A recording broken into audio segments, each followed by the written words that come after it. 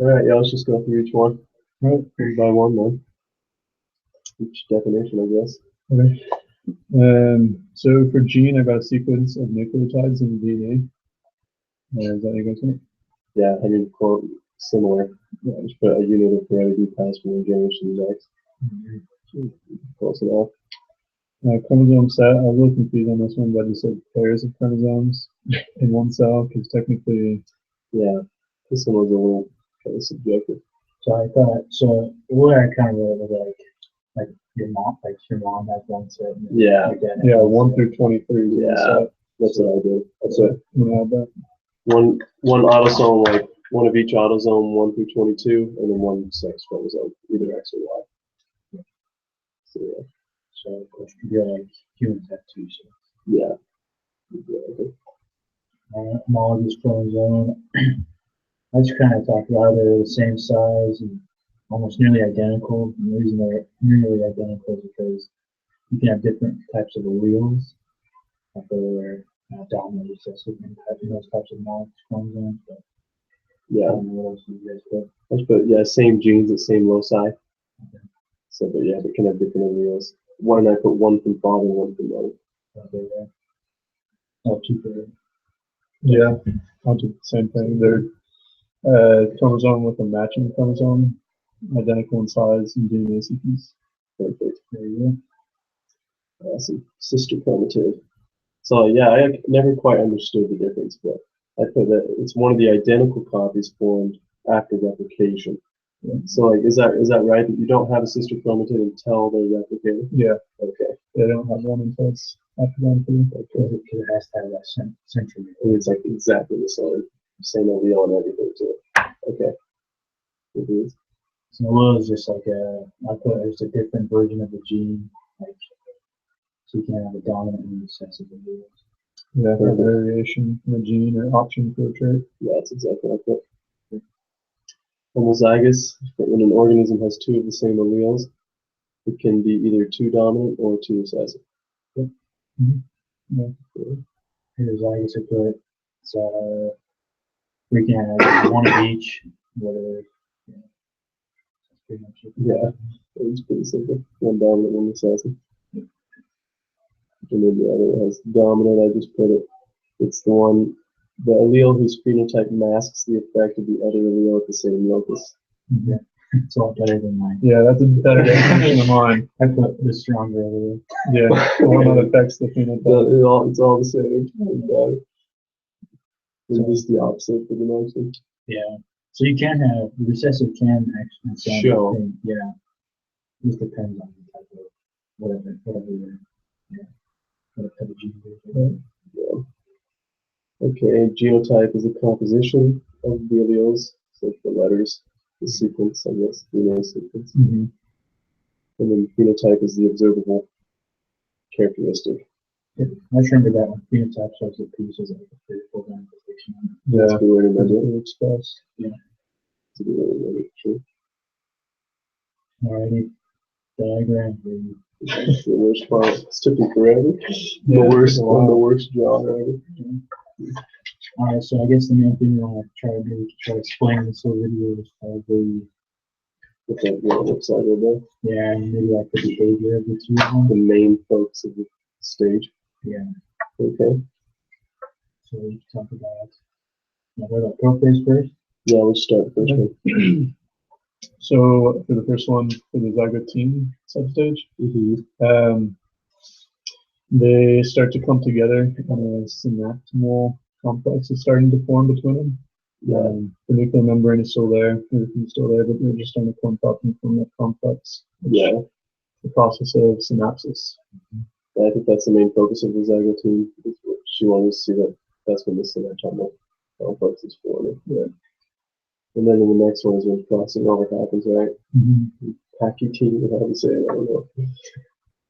But yeah, I think that's the main focus of that. Pretty much everything's the same except now they're crossing over, and I think the microtubule spin is kind of starting to form as well. Yeah, do you want to go metaphase? Oh yeah, that's right. That's right. So I don't know. Is this one? is a membrane like dissolving on this part, right? In Chromatic? prometaphase 1. Yeah, starting to fragment. Okay. And they're starting to connect. The microtubule is completely formed, I think, on this part as well. Mhm. It's starting to connect to the molds. Yeah, so they're actually, they're attached to the central. Yeah, yeah. The metaphases just line up. And 2 is the like with the bivalent, the complete bivalent, so they got 4 chromosomes across, sister chromosomes, I should say. The metaphase, they just pull each one over. And And the telophase inside comes with the cell split to make your 2 daughter cells. perfect. Ends up with the same amount as the parent cell right now, right? Yeah, same as the parent cell. And then for question 3, so prophase 2, So this is where they split the 4 cells. yeah, we're gonna end up being The 4. 6 cells. Yeah, so we start off with the 2 daughter cells that we ended in meiosis 1, and for the most part, not a lot Yeah. from prophase 1, but synaptic, what is that word? Synapses? The Synapses synaptominal centers. complex. Yeah, that starts happening. Yeah, that's the big thing. Okay. But there's no crossing over on this part, right? No. Because they're not bijural. Yeah. Alright, then prometaphase 2, same thing. The microtubule connects to the kinetochore, to the centromere, and then the nuclear membrane dissolves again. Mhm. They start moving towards the middle. And then metaphase is where they're attaching, and between that and anaphase is where they're starting to proliferate. And each one gets one. Now this 4 parts sister chromatids even right? This part. And then telophase, they divide into 4 haploid gametes. Genetically, it's really cool. Not identical. Different. Yeah, different. Yeah. Perfect. Yeah, that's easy. Alright, so these ones, Just some of these I didn't get a whole lot. So in chimpanzees, the diploid chromosome number is 48. So for each of the following, identify not only the total number of chromosomes, but the number of homologous chromosome pairs. So prior to DNA replication, we have 48 homologous chromosomes. Mhm. And so that's the total number of chromosomes, and the total number of homologous chromosomes would just be still 48, or it'd be 24. Yeah. Pretty cool. And then Shoot, okay, these ones are confusing. And the number of sister chromatids present in each cell. So just trying to remember. So sister chromatids are the ones Only when they're identical after replication. for 0. Yeah, so there's 0 on this one. Alright. Isn't that- So that's before interphase as well. Or is yeah, that- that's like in the oh, G0. that's after interphase.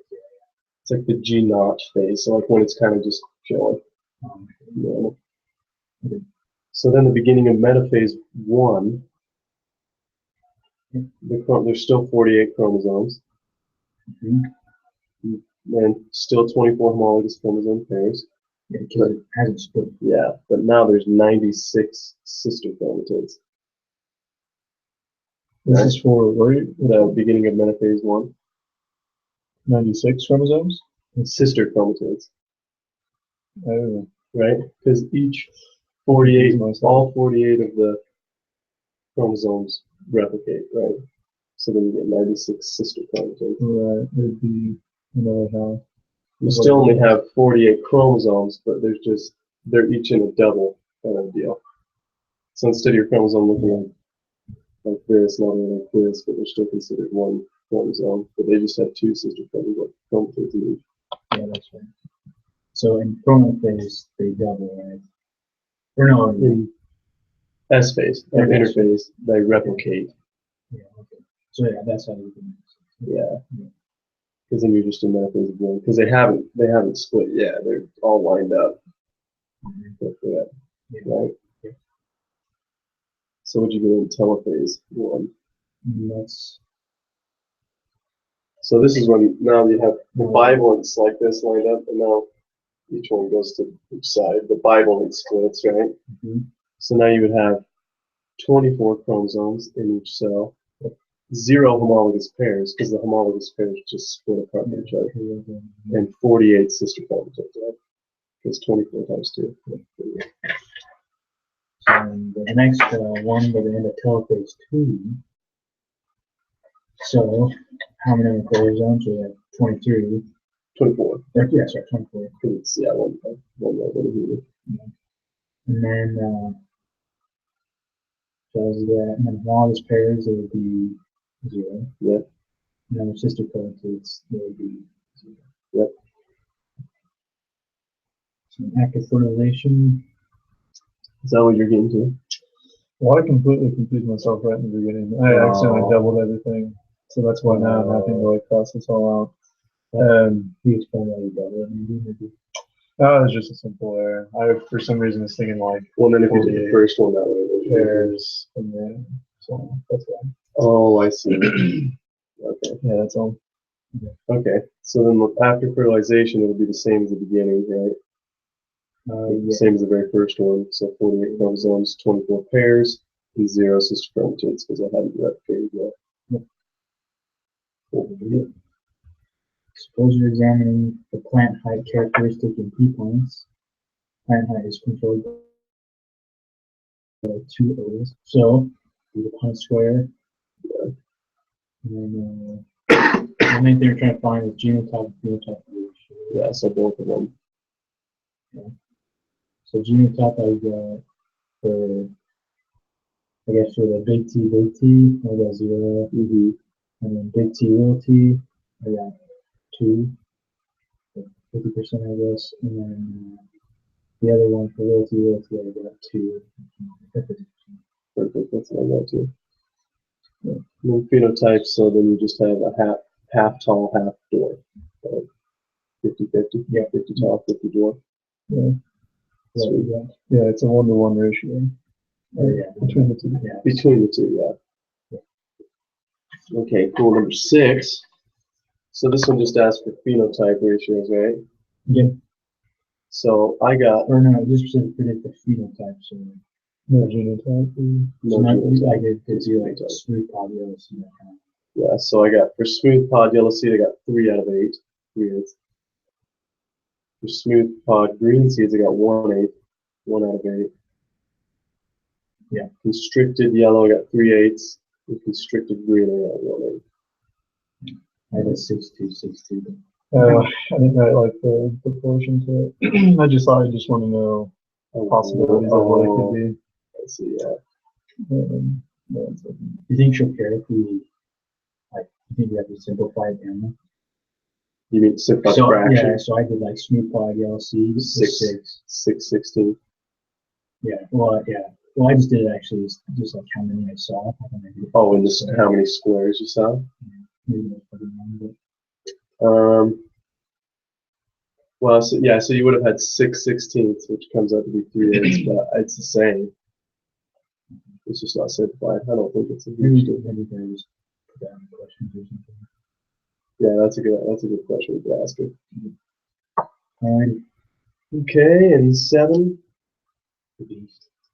What's it say? What's the?